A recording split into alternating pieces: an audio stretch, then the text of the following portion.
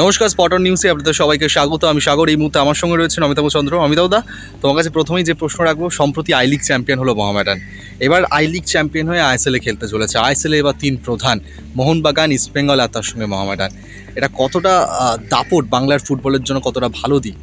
এটা ভারতবর্ষের আমার তিনটে ক্লাবই মেন, মোহনবাগান, ইস্টবেঙ্গল, মোহামেডান আগে ছিল, এখন বিভিন্ন ক্লাব হয়ে গেছে। হলেও কী হবে, এইটা খুব প্রয়োজন ছিল মোহামেডান ঘুরে দাঁড়ানো। তো ইস্টবেঙ্গল, মোহনবাগান, মোহামেডান তিনটে মানে এবার মারাত্মক খুব ভালো একটা পজিটিভ দিক আছে।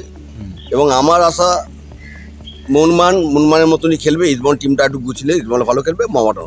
তিনটে টিমই গুরুত্বপূর্ণ। আমি চাই আইএসএল এবারে বাংলার টিমই চান্স আছে। আর সব থেকে বড় কথা, আই লিগে পুরো মোহামেডানের জার্নিটা কেমন দেখলে তুমি? সাংঘাত দারুণ দারুণ ব্যাপার।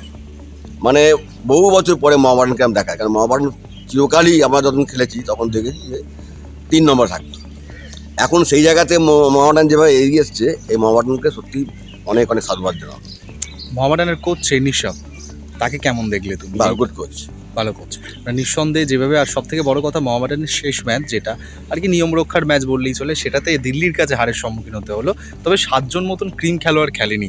আর মোহামেডানের সেদিক থেকে দেখলে প্রাক্তন ফুটবলার হিসেবে তুমি অনেকগুলো পরাজয় জয়ের সাক্ষী থেকেছো।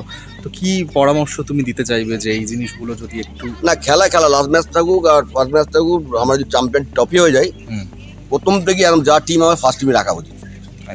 কিন্তু চোট সমস্যাও ছিল দলে, সেটা আলাদা। তবে বেশ কিছু খেলোয়াড় নেওয়া উচিত।